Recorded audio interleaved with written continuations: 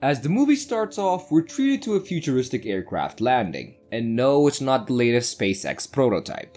Out steps Steve, an older gentleman who's seen better days, but still has the dapper look of someone who's successfully won through life. And he walks into a building that looks like Apple and Tesla had a futuristic love child. Steve is there to meet Mr. Chen, who is not just your everyday scientist. This guy is a scientist, entrepreneur, and a miracle worker all wrapped up into one. Mr. Chen offers Steve the ultimate anti-aging cream, a machine that can put your old self into a younger body. The catch? Well, you'd have to essentially displace someone else's consciousness to move in. Talk about a hostile takeover, huh? The experience comes with a time limit because apparently the new body can't handle too much wisdom from the elderly. And because a little seasoning never hurt anyone, Chen throws in a twist. Steve has to participate in a battle royale. He hesitates at first, but eventually takes the bait, diving headfirst into the game. Finding himself in his newly chosen body, Steve looks around, soaking in the experience. And he soon encounters a bewildered young woman, and it's like they both know each other, but curiously don't. Faced with a scant menu of options, they decide to join forces and explore their very surreal surroundings. As they wander, they stumble upon another scene. A man is attempting to soothe a woman wielding a stick as if she's auditioning for the next Star Wars movie. Steve and the confused woman decide to join this quirky duo, and tensions are palpable as everyone seems puzzled and the stick-wielding woman is nervously teetering on the edge. Another guy in a red shirt walks up, only to send the stick-wielding woman running off. Along the way, she encounters another man and gives his head a solid whack. Red t-shirt guy soon joins forces with the first man, and they rush to the aid of the unlucky guy who received the brunt of the stick woman's unease. After administering some first aid, they venture deeper into the mysterious building, and there, they spot a man who looks like he could be Mr. Chen's distant cousin. Shouting to get his attention, they discover that the stick-wielding woman is also with him.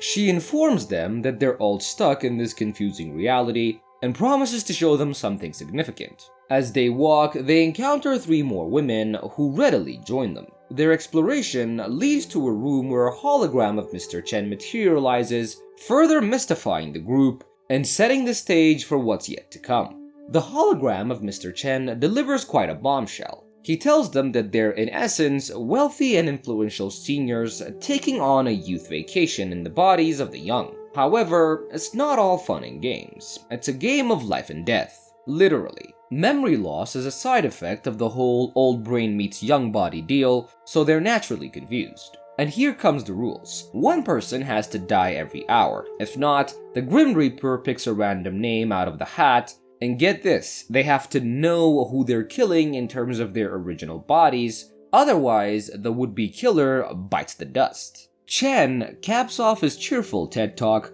by distributing biographies for everyone. And this eclectic bunch of individuals includes an African president, a Chinese businessman, a lesbian activist, an artist, a Russian bigwig, a rebel princess, an actress, an athlete, a tech investor, and last but not least, our man Steve, the humanitarian. Angrily, they confront the hologram, who simply reminds them, hey, you signed up for this, before vanishing into thin air. Exploring further, they find that the compound is basically a death trap. Touch the enclosing wall and you're toast. Heading back inside, trust is clearly not the word of the day. While everyone doubts Mr. Chen's dramatic revelations, they all play their cards close to their chest. Red Shirt Guy suggests revisiting the hologram room, maybe hoping for some outtakes or deleted scenes. Steve, the voice of reason, says, how about no, let's not bunch up, that's how accidents happen. And so, they scatter, pairing off or going solo like Steve and his tag-along friend. Steve and the girl realize that there's no kill confirm notification in this twisted game.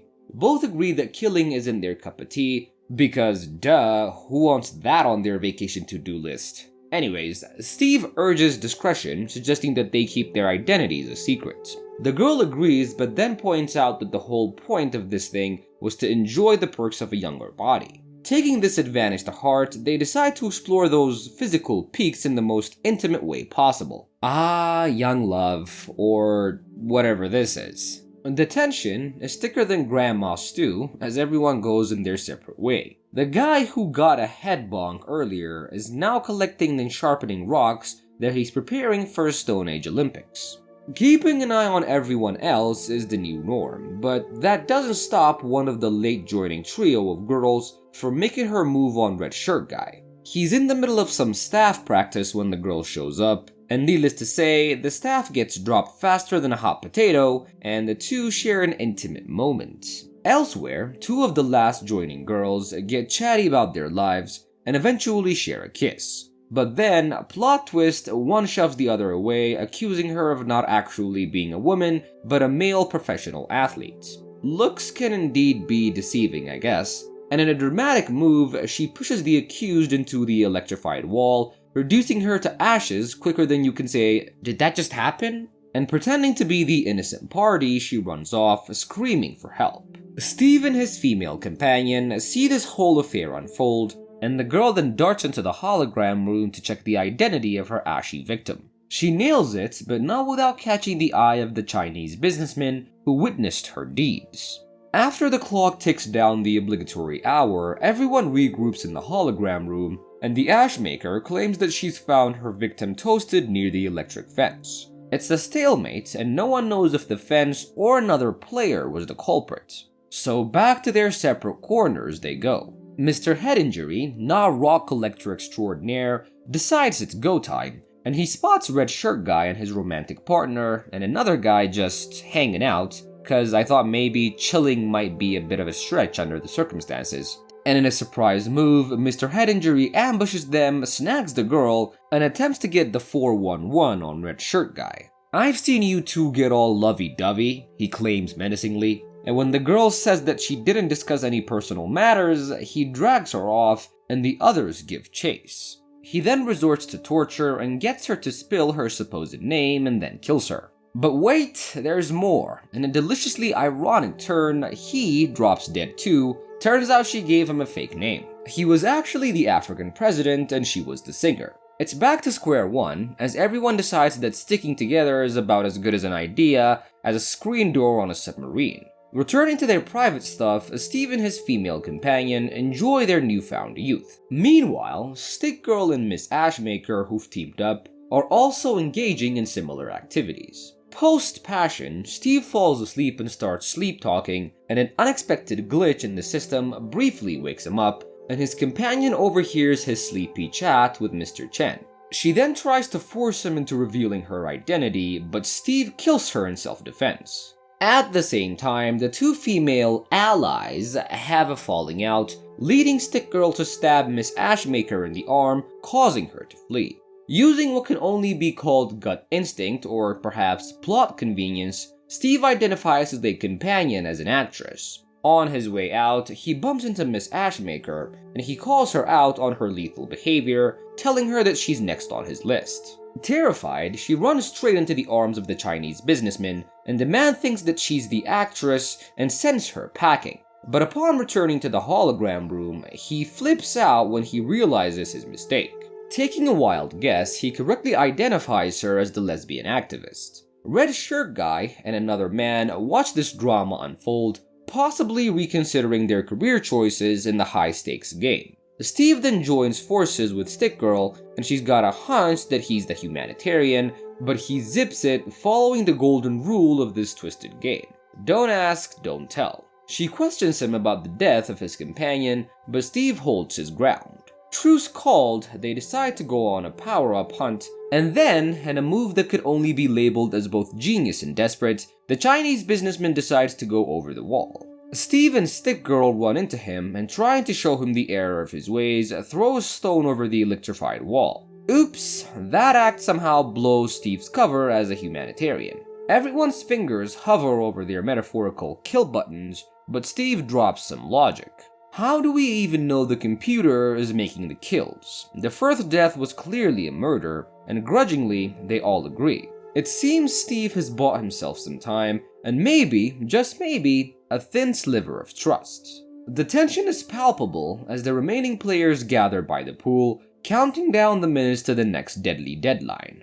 Surprisingly, no one drops dead when the time comes, and they naively think that their earlier killing spree has granted them some kind of buy one get one free deal from the homicidal computer system. But what they don't know is that Miss Ashmaker has met her maker again, making the hours involuntary tribute. The men then exchange glances, and their lingering eyes fall on Stick Girl. Realizing that she's just been nominated as the most likely to be killed next, she bolts and Mr. China sprints after her. Cornering her in a room, Mr. China is met with Stick Girl's claim that she's found a gun. He laughs it off, clearly underestimating her resourcefulness, until she pulls the trigger. And hearing the gunshot, everyone races to the scene. Stick Girl tries to get Mr. China's name out of him, but realizes that he could easily lie.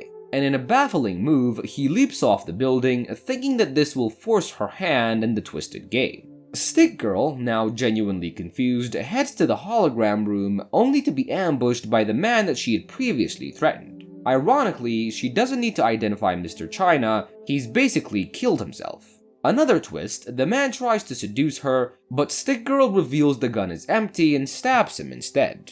Just as she's reaching for the now empty gun, Steve swoops in and takes it, and Red Shirt Guy suggests they should team up to kill the others and, well, enjoy their bodies. Anyways, Steve sprints out of the room, ditching the gun in the pond as Red Shirt Guy chases him. Steve sizes him up as the Russian tycoon and makes an interesting pitch. "We could be anyone, you'll never know for sure who I am." And agreeing to a final showdown, they return to the group, and the wounded man dies. Stick Girl identifies him correctly, and the men suggest, an orgy? And Stick Girl is decidedly not in the mood for that and leaves, and Red Shirt Guy follows, only to get a knife in the back from Steve. Shifting his focus, Steve goes after Stick Girl, who's by the pond, desperately searching for the tossed gun. He assures her of his good guy credentials, recounting his earlier act of self-defense. In a passionate moment, they kiss, but just as she lets her guard down, Steve kills her. Finally, Mr. Chen yanks Steve's consciousness out of the game,